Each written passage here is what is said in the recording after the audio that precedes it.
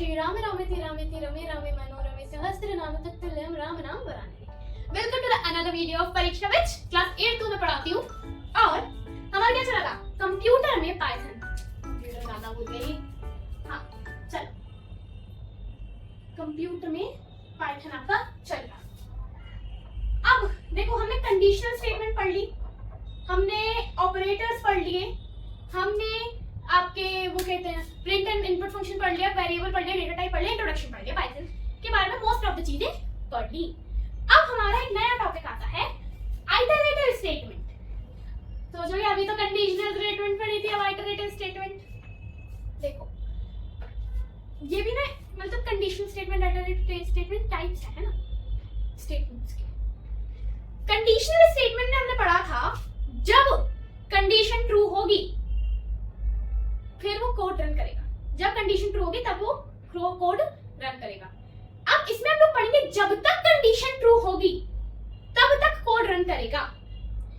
जब तक सूरज चांद रहेगा पाइथन रन करते रहेगा। ठीक है, देखो इसके बारे में समझते हैं। सपोज मुझे अपना नेम 100 टाइम्स प्रिंट कराना है पाइथन से। मुझे चाहिए कि पाइथन मेरा नेम 100 टाइम्स प्रिंट करे। तो अब मैं इतनी बेरोजगार तो हूं नहीं कि मैं प्रिंट मुद्रिका 100 टाइम लिखूंगी, है ना? इतने अनएम्प्लॉयड तो हम है नहीं। तो इसके लिए हमारे पास आती है आइटरेटिव स्टेटमेंट। ठीक है, इससे क्या होता है, हम लोग एक चीज को रिपीट में अपना नेम रिपीट ही तो कर रही हूँ 100 टाइम्स, तो हम लोग इससे एक स्टेटमेंट को रिपीट करवा सकते हैं जितनी बार हम चाहें। ठीक है, इसके दो टाइप्स होते हैं, for while, for and while. देखो पहले इसकी वो सुन लो definition. Iterative statements are repetitive statements that executes a block when the given condition is met. Is met का मतलब है when the given condition is true, मतलब until the given condition is true। जब तक condition true होगी तब तक वो execute करती रहेगी। समझ आया? कंडीशनल स्टेटमेंट और आइटरेटिव स्टेटमेंट में अंतर समझ आया?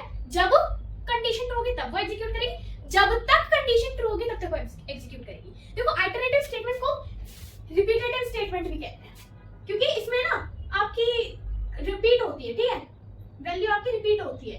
और इसे लूपिंग स्टेटमेंट भी कहते हैं, क्योंकि it is a type of a loop.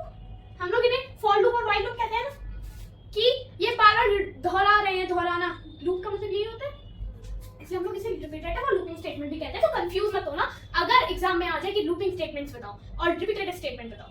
वो आइटरेटिव स्टेटमेंट ही पूछ रहा है बाबू, समझ आया? अब देखो फॉर क्या होता है, फॉर लूप। फॉर लूप किस लिए यूज होता है? जब आपको पता होता है आपको कितनी बार रिपीट कराना है। जैसे मुझे पता है मुझे अपना नेम 100 टाइम रिपीट कराना है, तो मैं इसके लिए किसका इस्तेमाल करूंगी? फॉर लूप का, क्योंकि मुझे पता है मुझे कितनी बार रिपीट कराना है ना? अब देखो हम लोग इसे कैसे यूज करते हैं। फॉर आई इन, ये इन क्या है जल्दी से कमेंट करके बताना कौन से टाइप का ऑपरेटर है और इसका फंक्शन क्या है। इन रेंज 20 कर लो, चलो 100 रहने दो, 20 कर लो। प्रिंट मुद्रिका। अब इसमें मैं क्या कर रही हूँ देखना। पहले तो तुम ये समझो कि ये रेंज क्या है। रेंज क्या है? देखो रेंज है एक फंक्शन। रेंज पता है रेंज का हमारा इंग्लिश में क्या मीनिंग होता है? यहाँ से यहाँ तक एक sequence, specified range, specified sequence होता है ना, कि यहाँ से यहाँ तक 1 to 10 की रेंज में। तो एक स्पेसिफाइड हमने वो दे दिया कि कहाँ से कहाँ तक, है ना?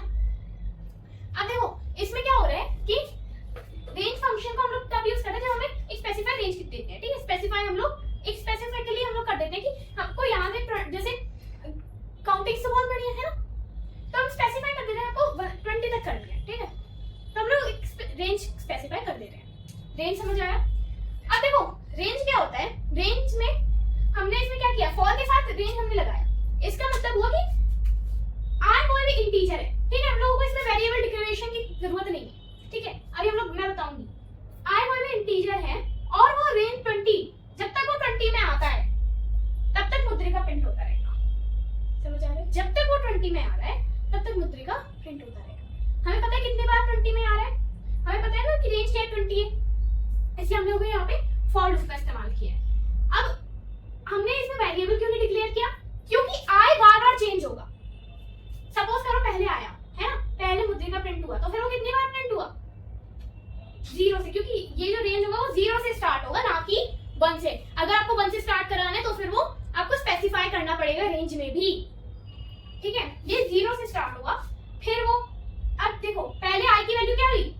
0 हुई, फिर आई की वैल्यू जब ये प्रिंट हो जाएगा फिर उसकी वैल्यू क्या होगी? 1 होगी, फिर 2 होगी, फिर 3 होगी, तो आई की वैल्यू कंटिन्यूअसली चेंज होती जा रही है। इसलिए हमने इसमें आई की वैल्यू डिक्लेयर नहीं की है, क्योंकि अगर मैं आई की वैल्यू 1 लिख देती तो फिर वो 1 बार मुद्रिका प्रिंट करता, ठीक है, समझ आया? अब देखो रेंज फंक्शन के कुछ समझोगे।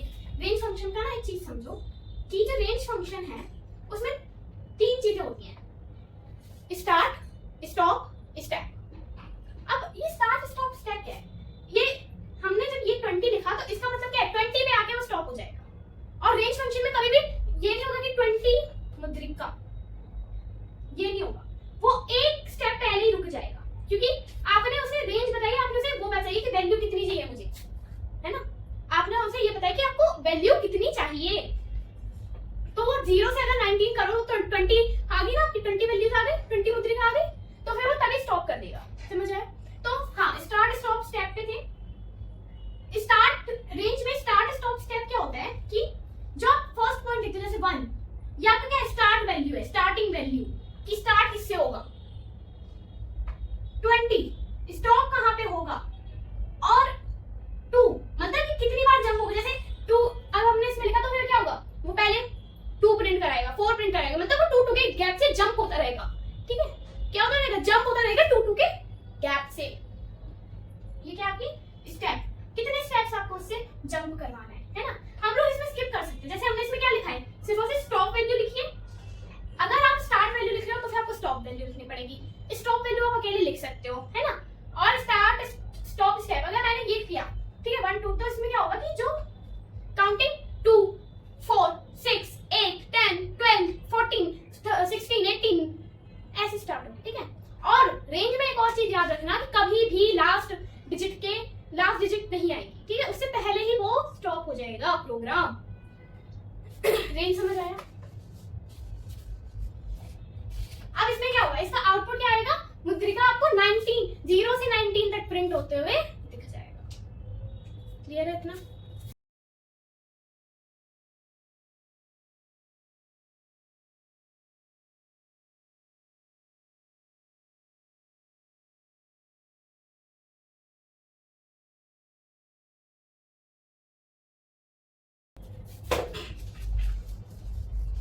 फॉर के साथ हम लोग इन यूज करते हैं, इन ऑपरेटर। अब ये किस टाइप का ऑपरेटर है कमेंट्स में जरूर बताना। व्हाइल समझते हैं, व्हाइल हम लोग यूज करते हैं जब हमें पता नहीं होता है। अब जैसे तुम्हारा नेट चला जाता है कभी कभार, है ना, जब तक तुम्हें पता थोड़ी ना होता है कि कब जाएगा नेट, तो हमें ये भी नहीं पता कि कब हमें उसे स्टॉप करवाना है, हमें ये नहीं पता कि हमें कितनी बार उसे रिपीट कराना है व्हाइल, ठीक है। तो हम लोग जब हमें ये नहीं पता होता ना हमें कितनी बार रिपीट कराना है, तो हम लोग उस व्हाइल का यूज करते हैं। अब इसमें हमें वेरिएबल डिक्लेरेशन की जरूरत होती है, वेरिएबल को हमें डिक्लेयर करना पड़ता है, variable is equal to this. Suppose करो आई लिया, आई इज इक्वल टू 10, ठीक है।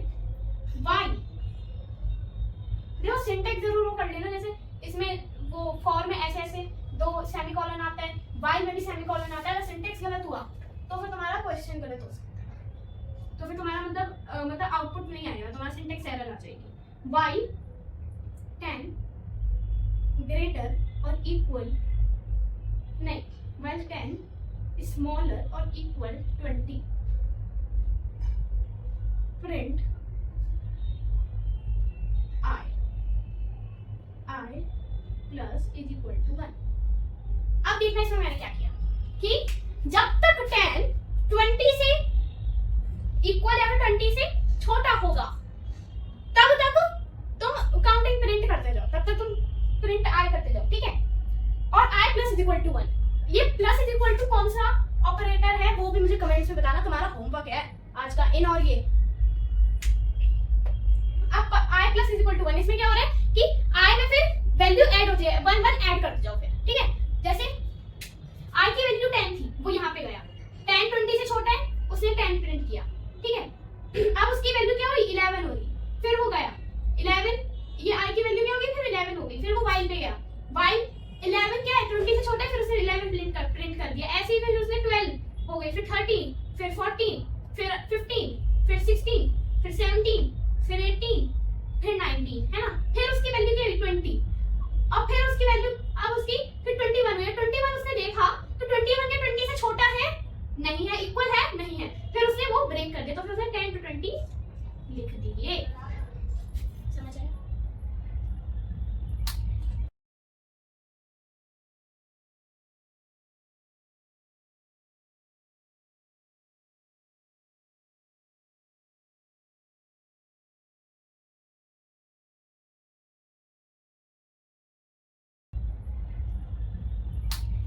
समझ आया व्हाइल कैसे वर्क किया, फॉर कैसे वर्क किया।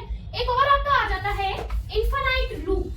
देखो इनफाइनाइट लूप कुछ नहीं है, जब व्हाइल लूप की कंडीशन, जैसे अब मैंने तुम्हें एक चीज बताती हूँ कि सपोज मैंने i इज इक्वल टू 1 लिख दिया और व्हाइल कंडीशन लगा दी, ऐसा करो 1 रखो, ठीक है 1 रखो, है ना। अब क्या होगा, फिर इसमें क्या हो रहा है इनफाइनाइट लूप में, क्या होगा कि वो कभी एंड ही नहीं होता है, ठीक है। ऐसी कंडीशन है जो कभी फॉल्स है ही नहीं। जब भी नंबर आएगा आपका, तो फिर वो फॉल्स थोड़ी ना होगा। 1 से तो सारे नंबर बड़े ही होंगे ना, प्लस कर दो तो फिर वो कभी फॉल्स ही नहीं हो पाएगा। तो इसलिए हमने उसे इनफाइनाइट लूप कह दिया। फॉर समझ आ गया, व्हाइल समझ आ गया, एंड इनफाइनाइट लूप समझ आ गया। इंफिनिटी पता है ना, जब कभी भी इंफिनिटी सबसे मतलब कभी भी वो ना होना, तो इसलिए हम लोगों ने इसे इनफाइनाइट लूप कर दिया, कह दिया।